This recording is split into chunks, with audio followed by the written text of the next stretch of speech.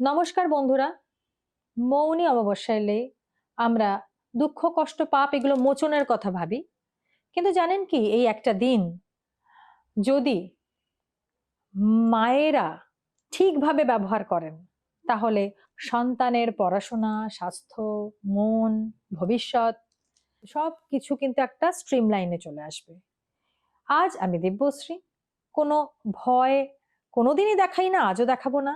অলৌকিক গল্পও আমি বলি না, বলবো শুধুমাত্র শাস্ত্রসম্মত জ্যোতিষ এবং বাস্তব মনোবিজ্ঞানের আলোকে মৌনী অমাবস্যায় মায়েরা সন্তানের জন্য কি কি করবেন এবং সবচেয়ে বেশি কি করলে ফল পাবেন সেই ব্যাপারে অবশ্যই আলোচনা করব।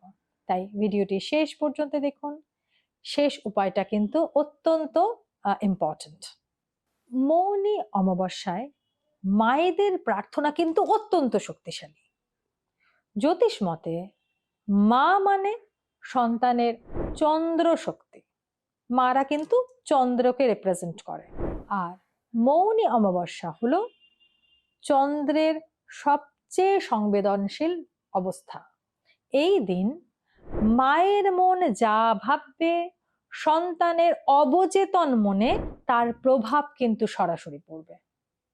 তাই এই দিন সন্তানের জন্য সাইলেন্ট ব্লেসিং ডে, এটা কিন্তু মাথায় রাখবেন, এটা খুব ইম্পর্টেন্ট। এক্ষেত্রে একটা মিথও কিন্তু কাজ করে। অনেকে ভাবে সন্তানের জন্য আলাদা করে কিছু করার দরকার নেই, কিন্তু রিয়ালিটি বলছে মাতৃ সংকল্প সন্তানের কর্মকে পথ দেখায়, এটা কিন্তু শাস্ত্রের কথা। সেই জন্য মায়ের সংকল্প কিন্তু এই দিন সবচেয়ে দ্রুত কাজ করে। মাই তো চন্দ্র।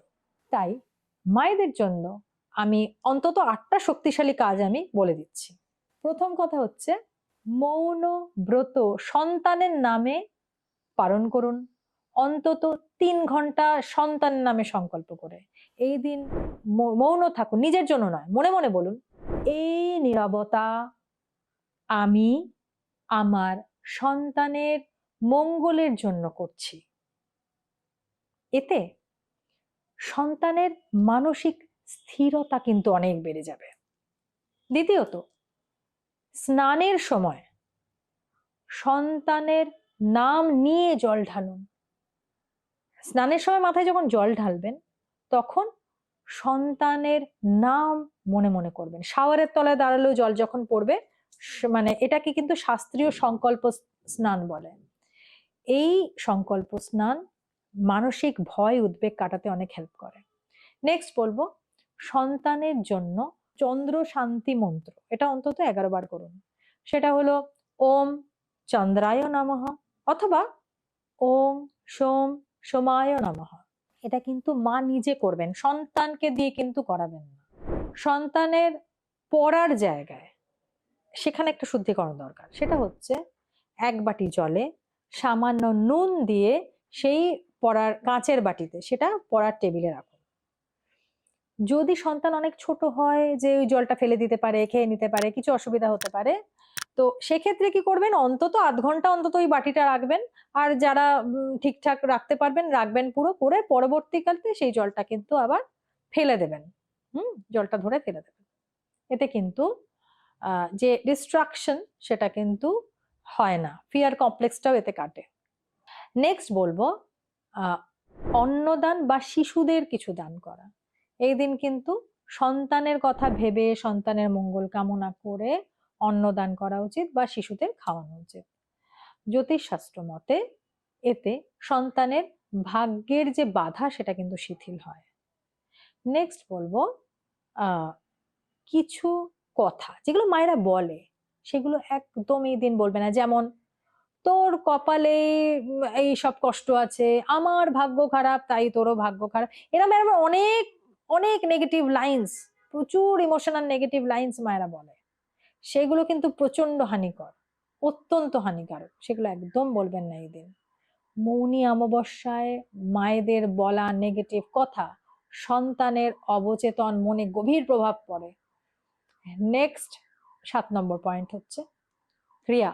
সেটা হচ্ছে সন্ধ্যার পর মায়েরা একটা বিশেষ কাজ করবেন, সেটা হচ্ছে একটা প্রদীপ জ্বালাবেন, মনে মনে বলবেন, আমার সন্তান সুরক্ষিত, সুস্থিত, সঠিক পথে রয়েছে।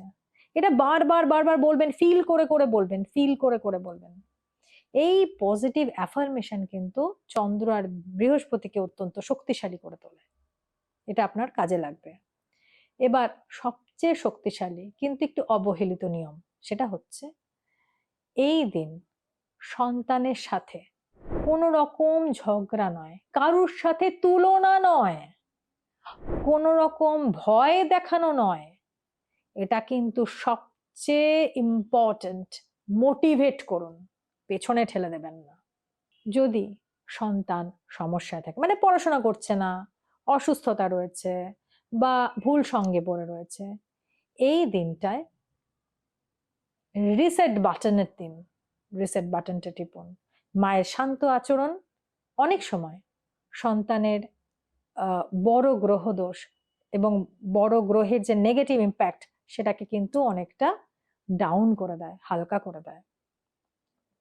শেষে এটাই বলবো, মায়ের মনই কিন্তু সন্তানের জন্য সবচেয়ে বড় রক্ষা কবচ। তাই মায়েরা মনে রাখবেন, আপনি কিন্তু শুধুমাত্র জন্মদাত্রী নয়, আপনি কিন্তু সন্তানের শক্তির উৎস। মৌনী অমাবস্যায় আপনি যদি শান্ত হন, তাহলে সংকল্পে স্থির হন, তাহলে কিন্তু সন্তান একা কখনোই দুর্বল হবে না। ভিডিওটি ভালো লাগলে লাইক, কমেন্ট, শেয়ার এবং চ্যানেলটিকে সাবস্ক্রাইব করে পাশে থাকা বেল আইকনটি ক্লিক করুন, যাতে এমন ভিডিও সবার আগে আপনার কাছে পৌঁছয়। ধন্যবাদ।